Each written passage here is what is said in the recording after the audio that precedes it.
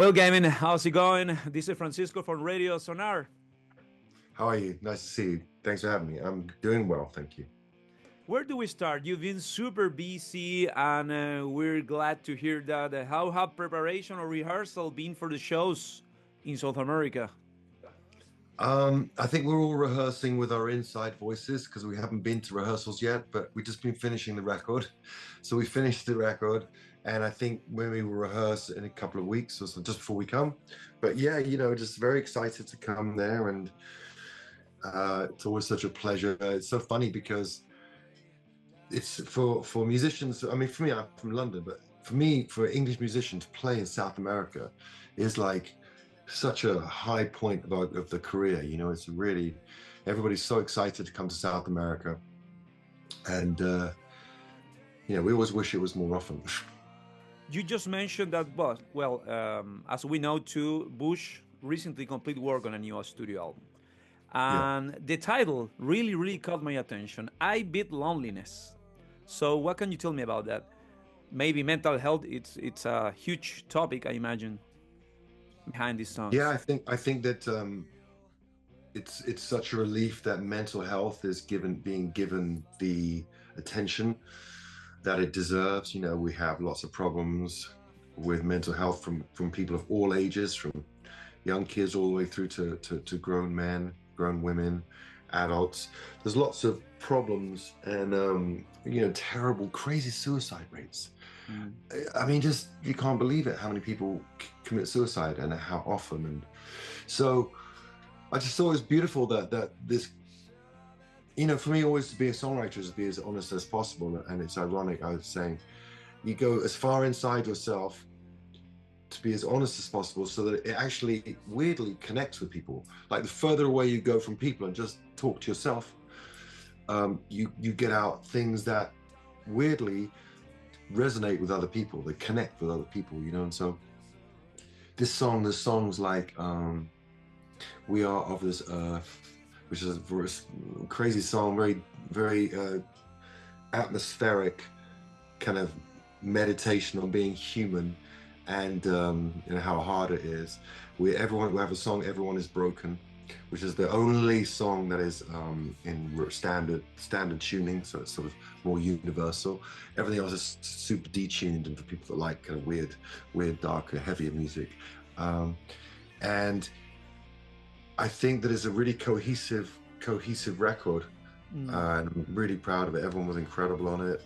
It was just sort of, I did a bunch of it before we went on tour, because I didn't want to go on tour, do the greatest hits and be like creatively bankrupt, like lying, like, oh, I don't create anything, I just re-sing these songs. I felt too guilty on that. So I wrote a bunch of songs for that tour. Then when I came home, obviously I write a bunch more, and I just finished those up and we finished it. So it's been weird, kind of, and then we've done the artwork. I just finished the artwork, I think today. We actually got a beautiful website where you can, you go and put this website in, and it gives you any country around the world for suicide helpline. Terrific. And talking about so heavy emotions, sorry. No, please. Yeah. And talking about the heavy emotions and the heavy sides of things, also, besides this new rehearsal, can't wait to hear some of the new tunes of Bush.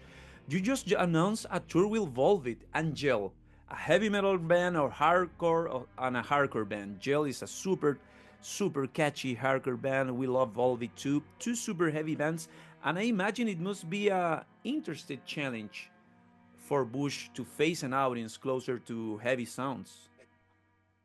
Yeah, but not really, because we're super heavy now, and I think the switch came after Black and White Rainbows. What happened was, every time we do these, it's a good point, but so every time we do these festivals, last time I come to, Chile, whatever, we play with Mastodon, I don't know where Brett's going. I can't believe what's happened to Mastodon. Well, I need to find him. I'm going to write him today. I heard he left Mastodon, right? But anyway, so when I play these festivals, from every record, I choose detunes from like 5-6 years ago. Every time I do a festival, I choose the detuned songs of each record. I beat Loneliness, and Loneliness is a killer. That's I love that song so much. I don't play it enough. Disease of the Dancing Cats, so all the stuff with detuned guitars. So we'd make that. Then I did after, in 2005, I did the Institute record.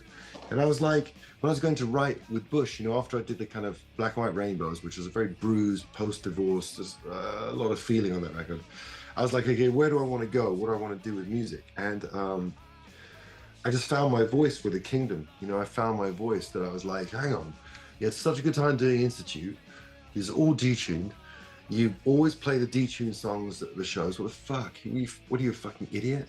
So just do heavy songs. And so from there, I was like liberated. It was like liberation. That was, Kingdom was a number of years ago. So ever since then, it's always been, very and progressive. The record is super heavy for me. It's not like I just listened to Shavo's new record, 7 hours after Violet. That's fucking heavy. That's heavy. I was like, oh, no, my record's not heavy. My record's like Slim. That's heavy. And then, but if I play, sort of Fontaine's DC, I sound super heavy, like way heavy. So it's kind of fun. Thing is that I like heavy music, but I like melody. I like it, with Fugazi, I like the songs you can sing. Deftones, I like the songs you can sing. The screamo ones, they don't really connect to them. And you did an incredible project with Page Hamilton back in the day. Yeah, that was it. That was, and I thought, how sad. First of all, I thought, we've got to just re-record every now and again. How people like Neil Young, Bob Dylan, you hear about them. They'll take a song and it'll be on a record in 1970, 1973, and 1981. You're like, fuck. So I was like, said to Chris, I said, we've just got to sneak that whole record, every album, got to sneak an Institute song in there. It's ours. We wrote it, and then put it on a Bush record. Bush's version of When Animals Attack. It's fucking super heavy. And it's so much fun. And so that's all I've done is I made music really fun. Even if I sing about really, I think the music always has to be uplifting or very emotive. And so I only sing on something when in this room, in this studio, unless I write with someone else, if I'm gonna write songs on my own, until I get the sounds I want, the feeling and the energy, and something's happening, and it all starts in here, and then it's really fun because then the guys kind of add to it. Chris will play on, it just sort of builds from that. It builds. That backstage or festival memories reminds me of Woodstock 99, Bush playing After Corn. Did you see any of the documentaries on HBO or Max or the Netflix documentary? I was in them. I saw the one I was in. And it is just brilliant. I love it because I'm so dumb. I looked at it like, to me, Woodstock is Hendrix and Santana and the 60s. And so when I went there, I was just all about honoring what those guys did. And I couldn't believe we got to carry the torch like the Olympics or something. It's like the Olympics of music. And they give you the torch, right? So therefore, my brain, inclusivity, fucking togetherness, rising against authority and, connectivity and love. And then when I went out there and I saw, it was just like fucking angry dudes, there's a lot of angry dudes. And we just, we did fine. We played after Korn and before Limp Bizkit, I think. So it was. Yeah. And, I guess if I'd known how dangerous that was or wild that was to play after Korn, after they'd whipped them up into sort of a manic, anarchic frenzy where they wanted to kill everyone who had a badge. I was like, fuck.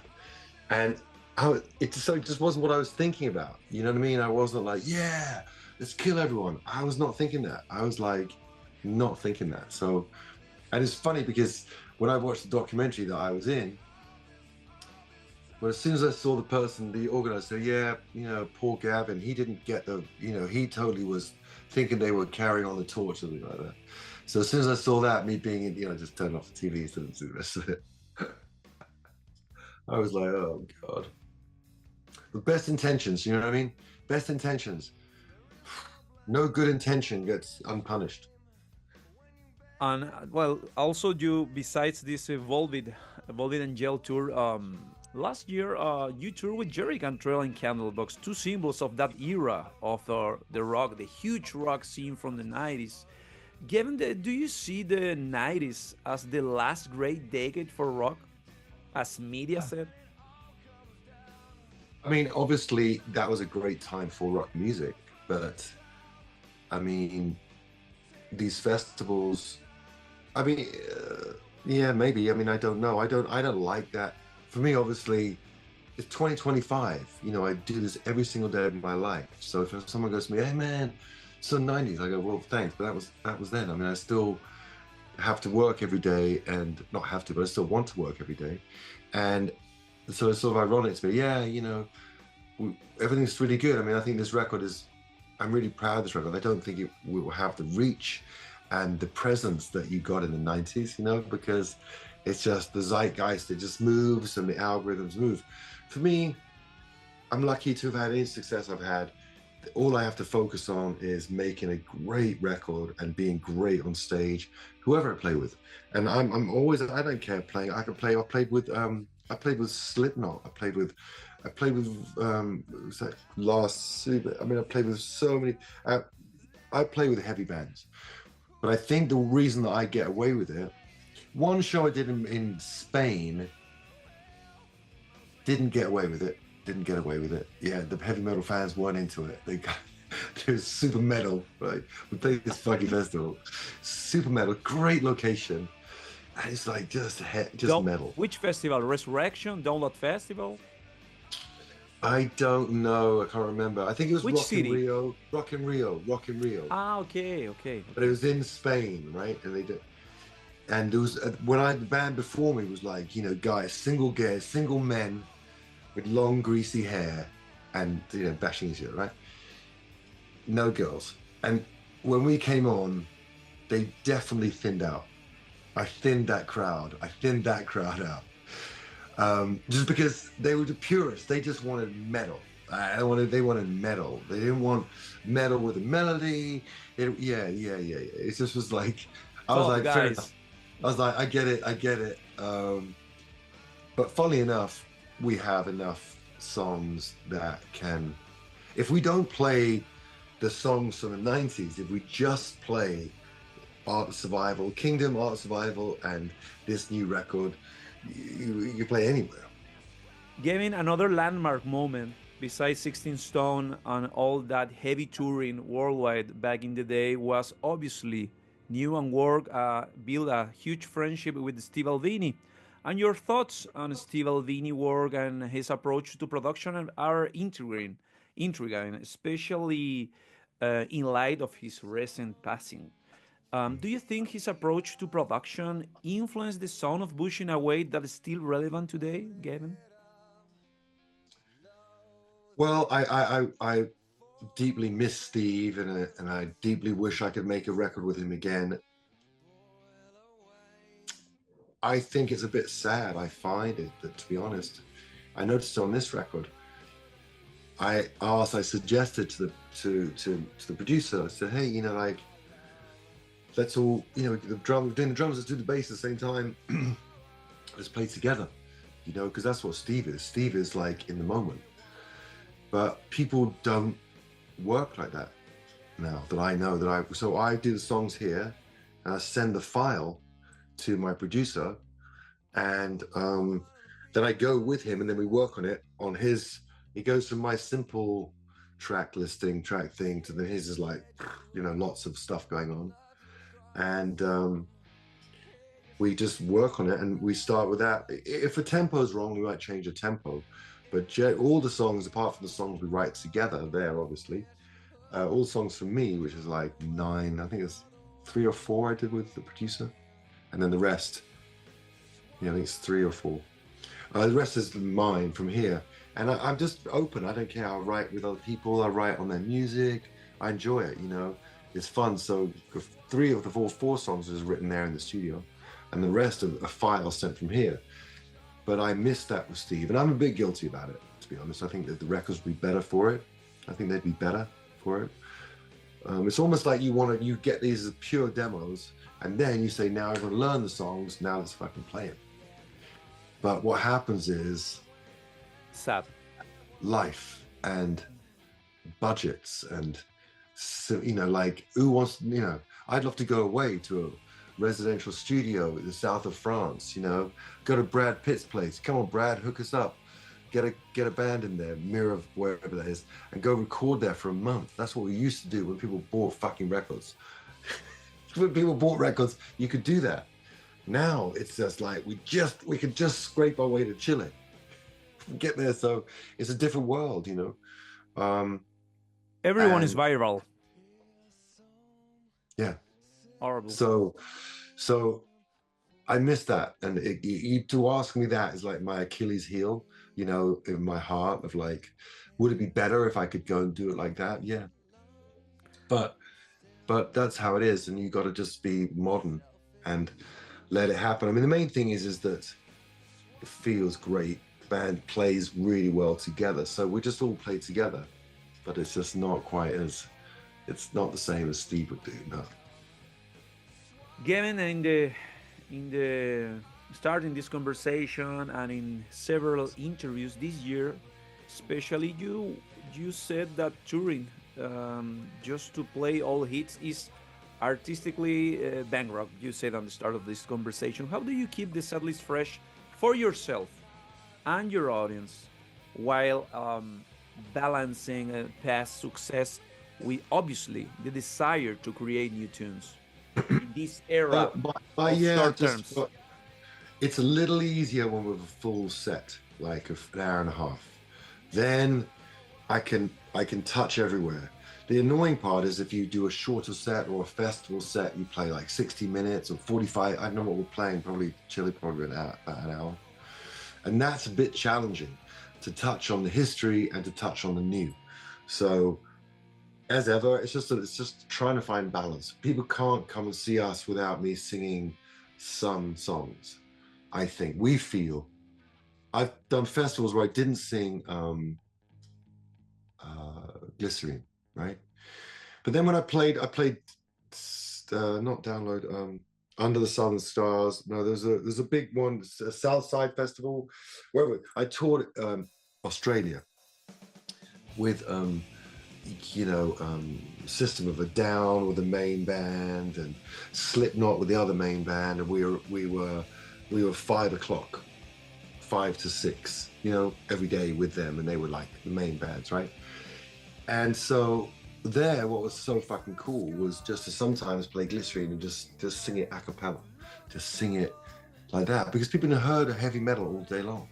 So, and then we're playing all of our, in that set list, we played all the D-tune songs we had and a couple of hits, and trying to satisfy that thing of, they need D-tune, they need it, they just need those big chords, right? And so that, when you provide that contrast, that's also good. People do need a little break. I mean, nobody wants fucking every track, like everything going. Maybe they do, but you've got 8 bands. They've already heard 3 or 4 bands, 5, 6 bands before us, 5 hours of continuous music. Nice to have a sort of a moment. Well, Gavin, we're almost on time. Thank you for your time. We definitely see you. You are invited to our radio, probably the radio who plays Bush the most, not just the 16 songs, the new tunes too. So you are invited. We are the official radio of your show, and thanks for doing this again. It was a pleasure to chat with you again. Pleasure to meet you. Okay, thank you so much. I'll see you in Chile. Right? Gavin. We'll do an interview there on site. Okay, bye. Thank you. Bye. Bye.